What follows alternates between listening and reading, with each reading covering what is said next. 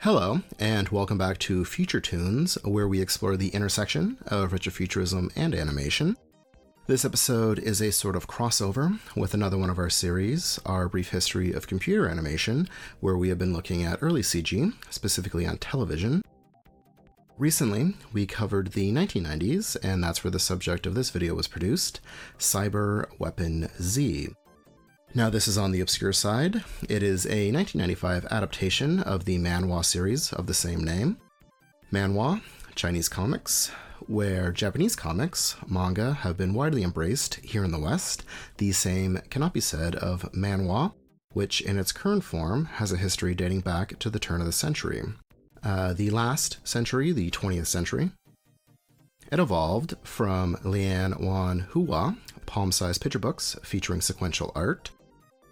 The first popular manhwa magazine was Shanghai Manhwa, published from 1928 to 1930. It was produced by the artist collective, the Shanghai Sketch Society, that included artists Yi Qianyu and Zhang Guangyu, who illustrated some incredible cover art. Like cartoons, manhwa was an excellent medium for spreading propaganda, with some of the earliest examples appearing in satirical magazines. This manhwa you're seeing here, The Situation in the Far East, was published in 1899 in the English magazine The China Punch by artist and revolutionary Seat Santai. It depicts the foreign threats to China, represented by animals, so the Russian bear, British bulldog, and American eagle. Manhwa was instrumental in the Chinese Revolution, being easy to mass-produce and consume, and was later used to rally support during the Second Sino-Japanese War. Prominent artists like Yi Qianyu rallied their talents against the Japanese. It was also used by both sides during the Chinese Civil War. Hong Kong has long been a hotbed for the manhwa industry. With the popularity of Bruce Lee, Kung Fu manhwa took off during the 1970s. One of the most well-known was Wong Yuk-long's Little Rascals. This followed a group of youths living in community housing and their battles against Hong Kong's criminal underworld. It is extremely violent.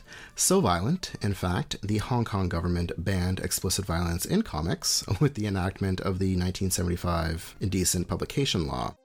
Kind of like America's Comics Code Authority. I know that was not government mandated, but it achieved the same thing. Just like comics anywhere else in the world, manhwa spans many genres, comedy, action, subgenres within these genres, science fiction. I found an amazing manhwa called Little Smarty Pants Visits the Future, in which a kid visits the near future. I couldn't find much on it, but there is a prediction of a hovercraft, a ship with fans that allows it to float and fly.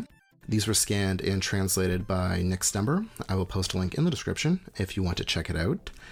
And that just about brings us to Cyber Weapon Z. Again, there is not a lot online, but I can tell you Cyber Weapon Z was illustrated by Andy Cito and written by Chris Lau. It was first released by Hong Kong publisher Freeman in 1993, but it did not gain popularity until French publisher Tonkam released it in Europe. In 1995, it was adapted into the CGI cartoon, or Donghua, you are seeing now.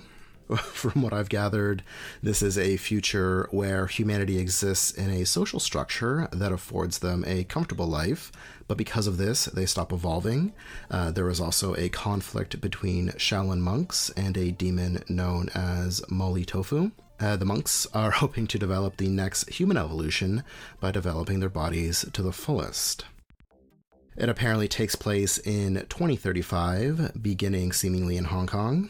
We get some real Blade Runner vibes here. We see a futuristic car driving through rainy streets, past electric advertisements, some for real brands. It's hard to properly detail this future, given the lack of resources on both the manhwa and this series, but it does seem like your standard sci-fi fare, mecha suits, space travel. They have cosmic stargates that are very psychedelic, pretty standard spaceships. The jump in technology, then 40 years, is very absurd, but I suppose it is better than some of the less creative and limited views we sometimes see, where they simply transplant the norms of the time into the future. The animation for the time is amazing. For context, this was the same year as Toy Story, and well, what we are seeing is all that exists. We do get a to be continued at the end. So I'm assuming this is a multi-part series. Before this, only Reboot in the French series Insectors, if you want to be pedantic, though I'm not sure how much these would have gone to Hong Kong, at least during production. This is a massive and seemingly forgotten undertaking. If you have anything to add, feel free to comment. I know this is a little on the short side, but I thought this was super interesting and wanted to share. Let me know what you think. If you like this video, give us a thumbs up, subscribe if you haven't, and if you have the means, please consider supporting us on Patreon. That's the only place to see Century of Schlock, our journey through a century of animated smut. $5 a month gets you access to that and dozens of other exclusive videos. Patreon.com/PixandPortraits. As always, thank you so much for your interest in this channel, and thanks for watching. Stay safe out there.